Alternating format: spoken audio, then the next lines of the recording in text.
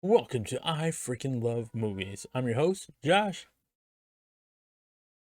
and we are here to have a spoiler talk about Zack Snyder's Justice League Part 2, Age of Heroes.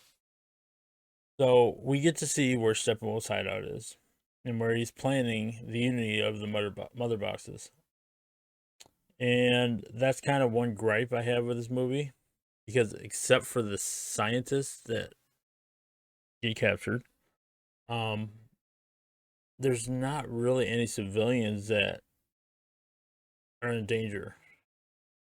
I get that the whole mission in general is saving the whole planet. I think the only one you see in danger as far as being close to the heroes is probably Mara, but she takes care of herself. We'll talk about that scene soon. And Cyborg's father. I wanted to see a little bit more danger to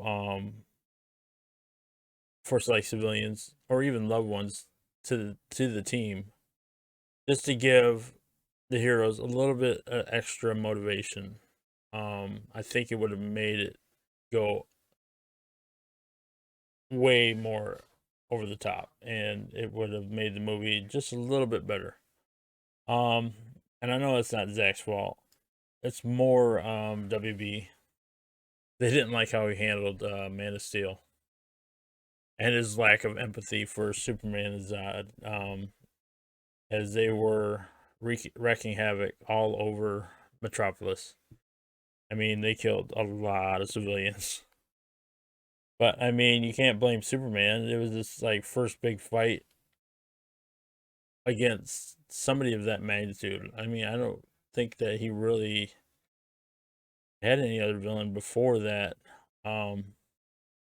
He was just trying to stop Zod. And Zod, I mean, obviously he was there to destroy everything. And his purpose was destroyed too. So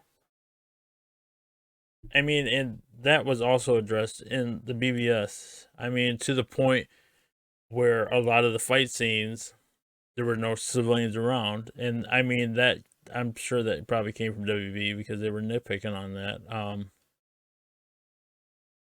I just think it would have gave it a little bit better.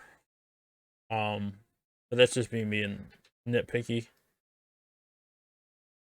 Then we got to see some of Dr. Silas Stone and Dr. Choi,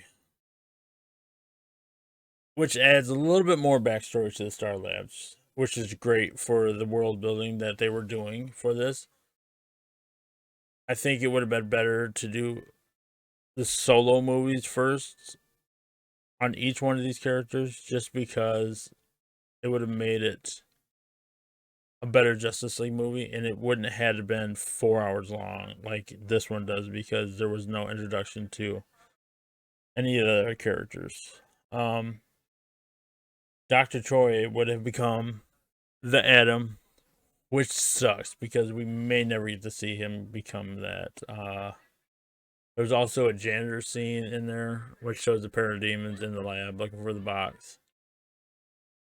And it doesn't really show what happens to him. We see him in the like the hospital wing, and they do a sketch drawing of what he sees, and it looks like Batman. And they ask him, "Well, you know what that is?" And he's like, "Oh." Then we get to see the Amazonians shoot off the arrow to warn Diana of the invasion. And then Diana goes there. She goes down into the caves, and we get to see a little history of Steppenwolf. It was a nice little touch. Makes me wonder, did Diana know about the invasion before, or is she just finding it out now? Because she was very knowledgeable about everything as far as when the war comes up in just a few. I'll talk about that in a minute. And then we get to a little bit of the backstory of Aquaman and Volko, which it would have worked. But we already seen the Aquaman movie. So to me, it was a little bit of a backstep in the timeline. I see what they were doing. Like I said, I wish they would have done the solo movies before jumping into the Justice League. It'd have been 10 times more of a payoff. That's why the 2017 version didn't work, because it was only 2 hours long, and it was a hack job, and that awful Superman mustache. Um, the Steppens the Steppenwolf scene was shortly after that. He talks to Desaad. You get to see more of his backstory and his betrayal against Darkseid, and he owes Darkseid 50,000 planets. Are you kidding me? Like, before he pays off his debt, that is like a huge number. I mean, like, let's cut this down to like 100 planets. No, he's like 50,000. That's it. I don't care if you're family or not. 50,000 planets. I mean, at the same time, you feel a little bit of pity for this the villain that's trying to take over a planet. But I think that's what makes this villain a lot better. And it was missing because there was not enough build up of what his character, who he was, why he was there, and he doesn't have mommy issues. And then we get to see Diana meet up with Bruce.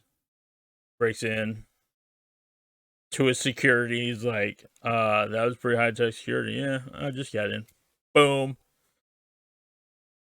You got to see her talk about to Bruce about the big war between the old gods, the Amazonians, Atlanteans, and the men at war with Darkseid.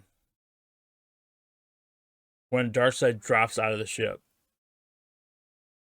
you know he's not messing around. And he obliterates a lot of people. I mean, you know he is very, very powerful. And this is a young Darkseid. This is not the Darkseid that is now, which is 10 times more powerful. And he knows now he's not going to lose like he did in that in this war. You get to see a lantern. It was brief, but it was awesome seeing one in the movie.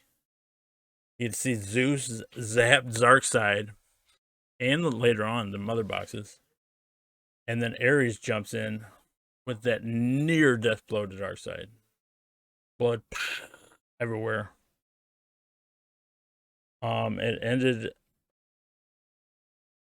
with them winning. An Amazonian, I think, shot a ship out of the sky, and those ships are huge. I mean, just boom. You get to see the mother boxes get split from Zeus and his electricity, which was awesome. And they took the boxes and split them up between the men, Amazonians and Atlanteans. Amazonians probably protected them the best. They put it in this like stone building with a bunch of Amazonians protecting it, like at all times. I mean, obviously they got to do a rotation of shifts. The men were probably the worst. They dug a hole and they put it in there. Gotta love how we were stupid even back then. They must have been some Americans. But overall, I would rank this probably 6 out of the 7. It was a little bit better in part 1, just because we got the first big action piece with the big war. So let me know what you guys think below. Like, comment, and subscribe. Peace.